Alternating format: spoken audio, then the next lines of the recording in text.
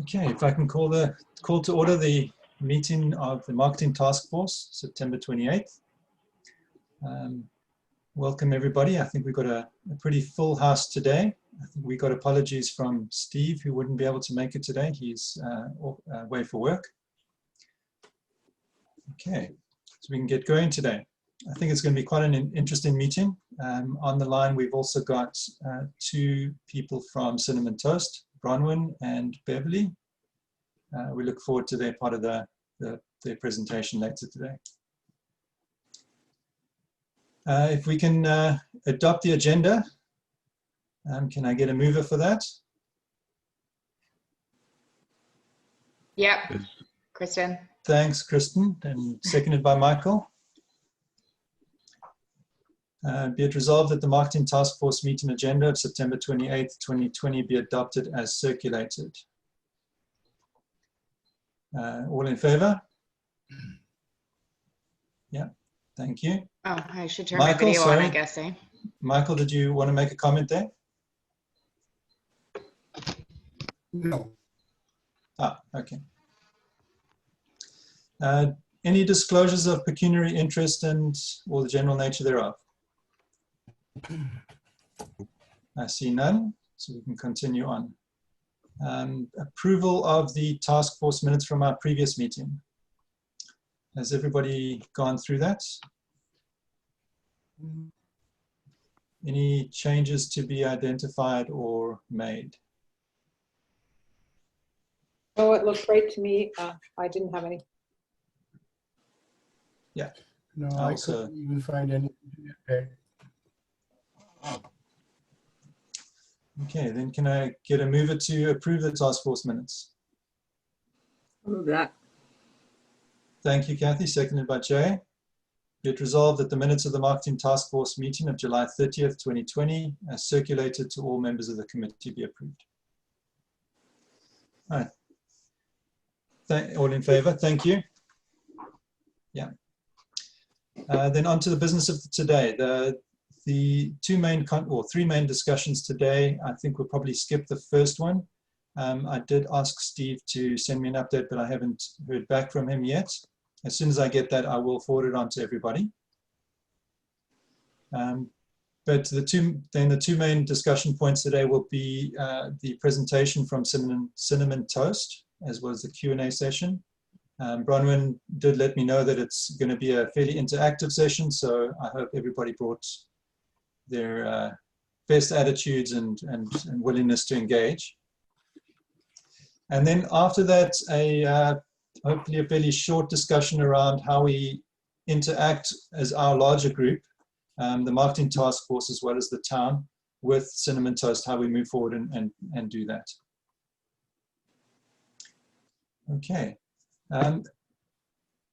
If we can then move on to the Cinnamon Toast presentation. Bronwyn, how would you like to handle this?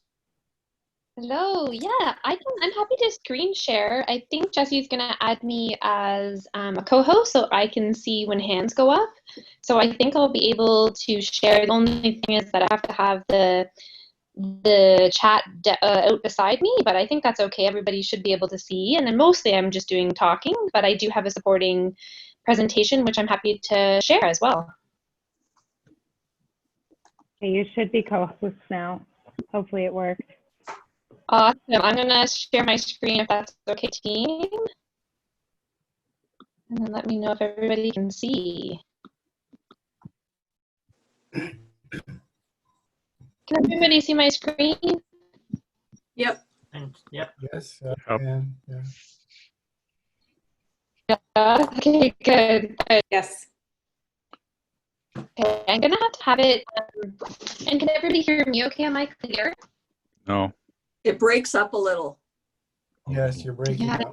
I'm a little nervous about. I have to be in my bedroom because I have little ones playing downstairs. So I might try to switch my room. Give me 1 second. I am a little nervous that I'm not going to have good internet. Could also be our internet feed, unfortunately. I'm trying to help them. Here, I'll go in my little one's room. Is that better, everyone? Is that less choppy? A little There. better, yeah. Yep. A little- Marginally. Okay, sorry.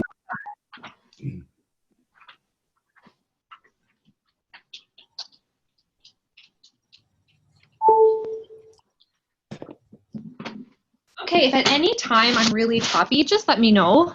So I'm going to assume that I'm not until you tell me otherwise, if that's okay. Yep.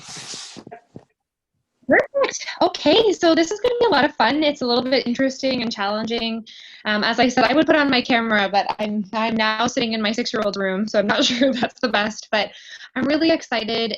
This is always really interesting. We've done a couple of these virtually, which actually work really well, other than the fact that it's always nice to be in person, of course. But we're going to do our best here to create a really engaging discussion here. I'm just going to do a quick introduction just so you know who you have. So my name is Bronwyn Mandu, and I'm the owner of Cinnamon Toast. I'm also the creative director, so I will be working with our team to make sure that all of the good stuff that I'm hearing today and all of the stakeholder engagement that we collect essentially forms into a beautiful vision that sets you guys apart.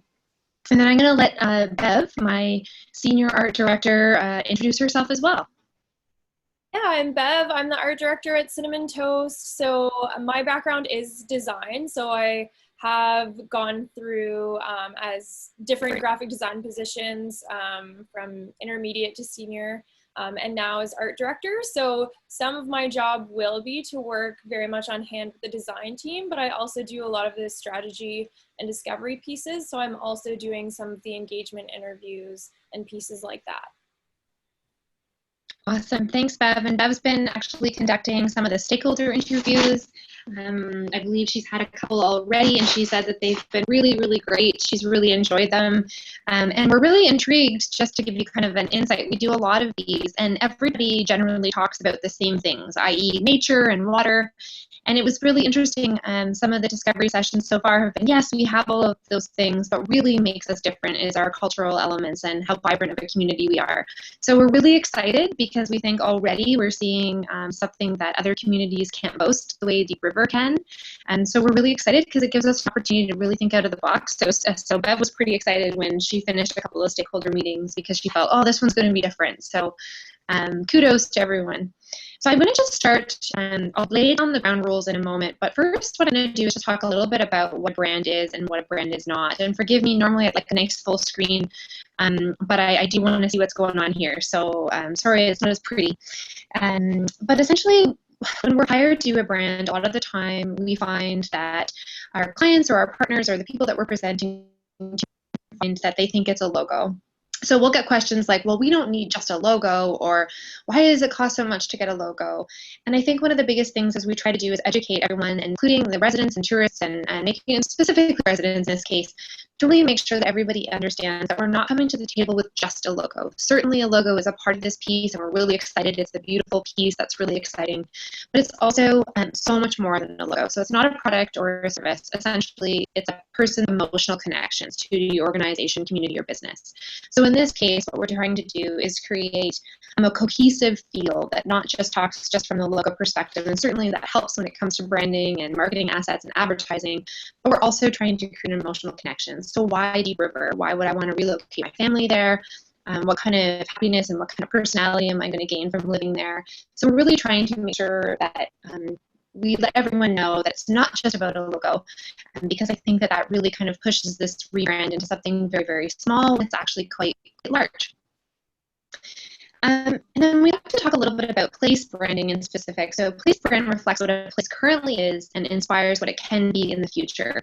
We really like this quote. I think one of the biggest things that we do is often when we come in to do these stakeholder sessions, we talk a lot about what the place currently is.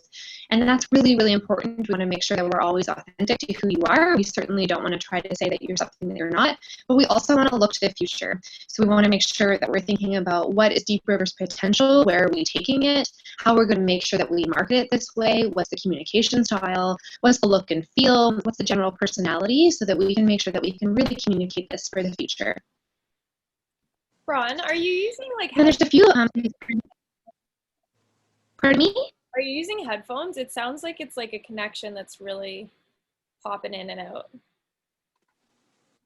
Like, are you using? I'm not using. Oh no, okay. No, I'm not using. might have to Am I still really fuzzy, guys? yeah. I would just slow it down a little. Fuzzy, but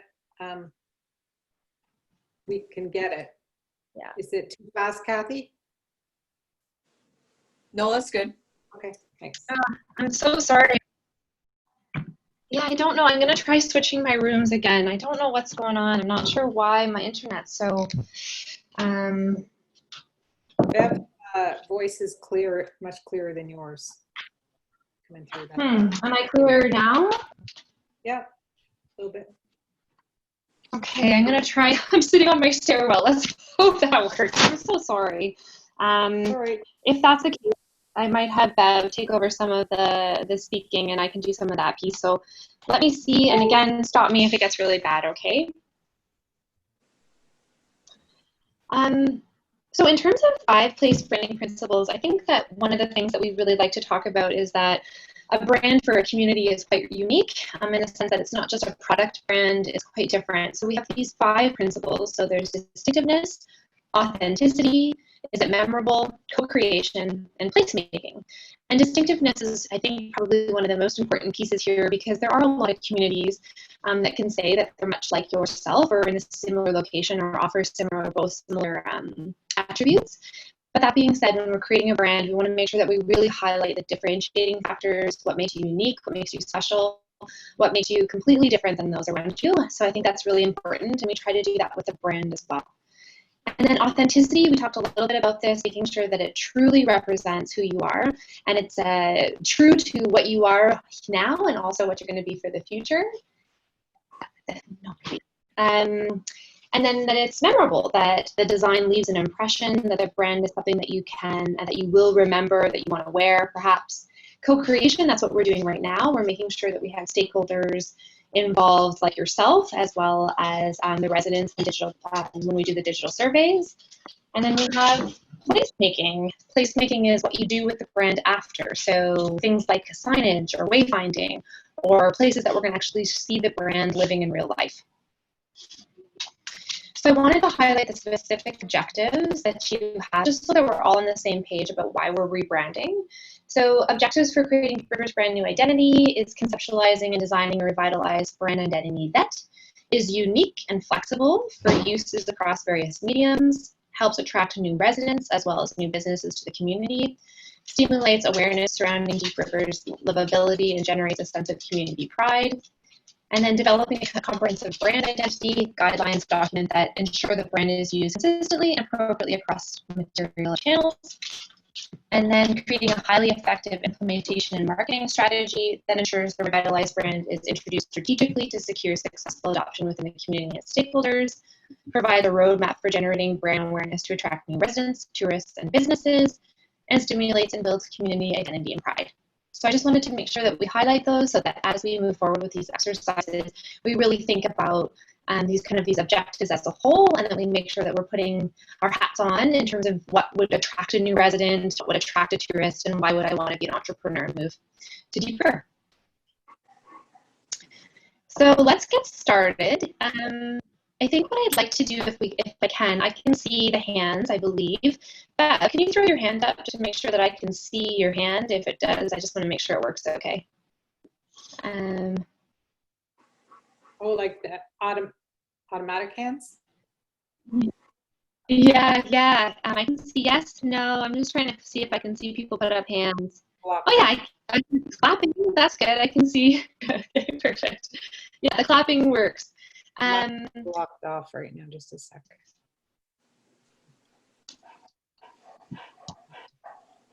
Can't see it on my screen.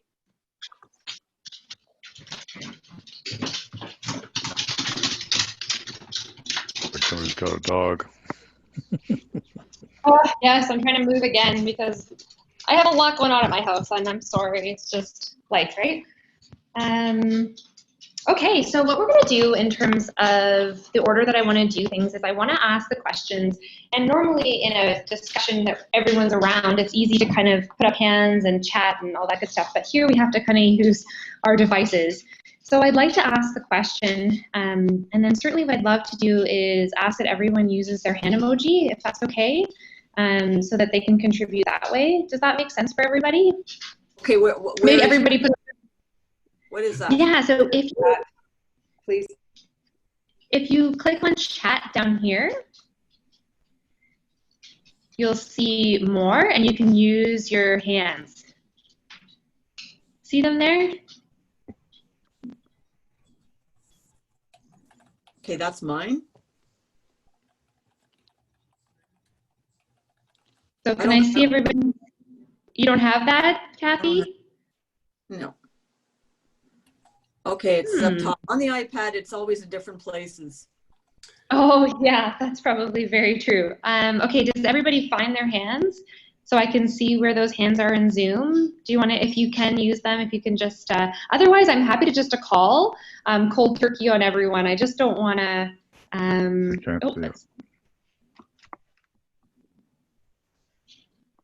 I can't see it. I don't know where I'm supposed to be looking. If you look on the bottom toolbar under reactions, you should see, hover over that and you should get a clapping hand or a thumbs up for the ones that I have.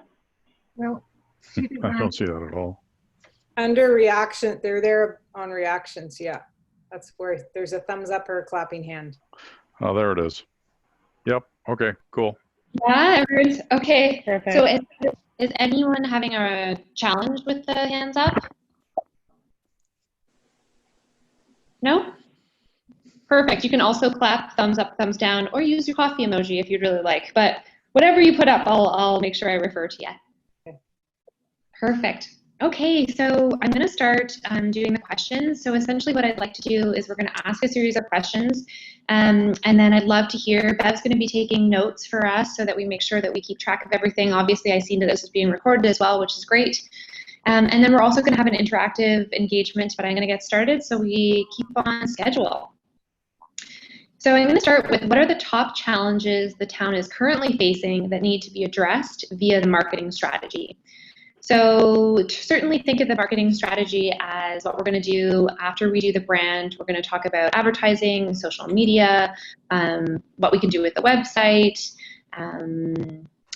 essentially an implementation plan. So let's talk about what top challenges town is currently facing. So I would love if someone could kick off the question and we can get started. Otherwise, I will do the call, the cold turkey call. I guess this is Susan. Verbal comment? And I guess when we started this was pre-COVID, and it was like a year ago, kind of for us as a marketing task force. And our challenges were a little bit different than they are now. We had a lot of houses for sale. Our population is not as high as it should have been, and we need taxpayers to support our infrastructure. And basically, we need to remain viable. So we were looking to attract more people in particular, and with more people, that generates more need for business and sort of a snowball effect. For whatever reason, during COVID and since our real estate sales have boomed, and one of our members is a real estate person. So we actually, I believe, have quite a few more people in town in the last 9 months or so. But we still need to attract enough people to be a sustainable town. We've got a problem now where we've got to get residential capacity to support demand, probably, which is so that our problem has switched quite a bit to having too much vacancy to probably not enough. So my sort of prediction there, I guess, I don't know if that's going to remain an issue. Like, it's sort of, real estate is constantly changing. So I don't know if it's something that we want to try to focus on. Like, it's a current issue right now, but like you said, 9 months ago, we had too many houses for sale, and now not enough. And look how quickly that changed. So I don't know if that would be something to really focus on for a marketing strategy per se, but rather kind of address the other issues that we're having of attracting people here. And then hopefully the housing situation will sort itself out. That makes any sense? Yeah, we're not looking for marketing to solve our housing issue for sure. We're trying to attract people for sure, and all different types. My suggestion is that given the COVID situation, which could go on for another year or two, there are a lot of people who live in cities who are looking for a great rural area to move to, and I think we are one, except that our internet is terrible. Sorry, but it is, and I'm sure everybody knows that. So that's the challenge as far as I'm concerned, attracting people to our town, whereas we really need a better internet. And in parallel with marketing, we are pursuing various options for improved internet. Just went through, just got notice of an ICON grant stage 1 approval. So we're working on some things in parallel. But that what Michael's identified is great. If we attract people, but we can't service their internet demands, it causes a problem. I'm just looking at it. We have a time delay and we're cutting each other off. I'll just be brief. I think the problem is maybe the kind of people we're trying to attract, young entrepreneurs, independent types, and I can state some examples, they must absolutely have good internet service. Otherwise, it's just not feasible for them. I don't know if, again, that's more of a town infrastructure thing than a marketing and communications consultant thing to address. I would say one of our biggest issues is sort of the kind of small town mentality. This is our town. We own it and you're not welcome kind of. That seems to be an ongoing thing for many, many years. And people are actually feeling that whenever they do come here, that things feel quite cliquey and exclusive. So I think to try to communicate to everybody else that we are quite a welcoming community is something that should be addressed. Yeah, I really like Kristen, what she's saying. Like, I think one of the challenges is, the community has never gone through a process like this, yet it had historically a very clear identity, and I think that's changed, and I think that will be let's just say it's evolved, and going through this process now will be I think a real eye-opener for some people, because the community has evolved from what it was. So I just think the process itself as a new process is in itself a challenge. Awesome. Thank you, Christian and Kathy. I think that that's something that we often see, that this thought that we have a great community. Why do we want to welcome more tourists, and why do we want to welcome new, not necessarily new residents, but there's this kind of fear that it's going to change the community. So I like the concept of maybe nurturing that inside out approach to make sure that we create brand ambassadors from our residents, and that they can start, celebrating and kind of selling the town as well, which is a huge ask, I think, for some residents. So I think that's a challenge we face in a lot of smaller communities. Perfect. Anything else to add before I kind of move on in terms of advertising and communication barriers? I'd love to ask a little bit about the social media presence that happens.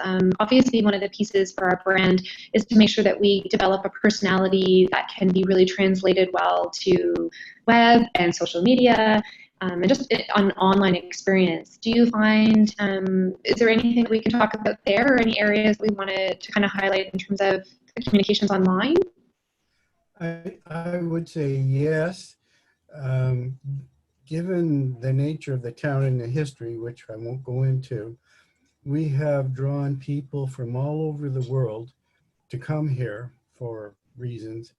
And we're, I think, a very diverse town, and we should make the most of that. For example, we have the only Islamic center between Ottawa and North Bay. Very unusual. We have a very broad mix of people, and we should encourage people to recognize that and celebrate it. So I think more what Bronwyn is asking is about our social media and current online presence. I don't think there is really much of one. And anyone can correct me if I'm wrong, but I think it might be a combination of a lack of resources. I think the town staff, it's a small staff, and they're run pretty thin, I would say. So it's to have someone really focus on that. And as we all know, social media and having an online presence is a full-time job in itself. So try to have one of the admin or somebody else to be managing those things, I think is a lot. So there isn't really much on, I guess it's more the social media front, messages here and there, but I think it could be utilized quite a bit more. Thank you, Kristen. Yeah. Oh, sorry. Yeah, Suzanne. Sorry, to add to what Kristen said, the town has a Facebook page. They're not big on Instagram or Twitter. So there are some discussion groups in Deep River that are pretty well participated in. Deep River discussions, I see a lot of new people on that. So that seems to be a heavily used venue for social media too. But it's really, the town's only two venues right now are our website and our Facebook page. It is really interesting to look at the unofficial pages, the discussion ones that are just set up, and how quickly new people find them, and how much information, how much they go to those for information. We don't have control over those, but obviously they're an important source of information, and sometimes you cringe a little bit about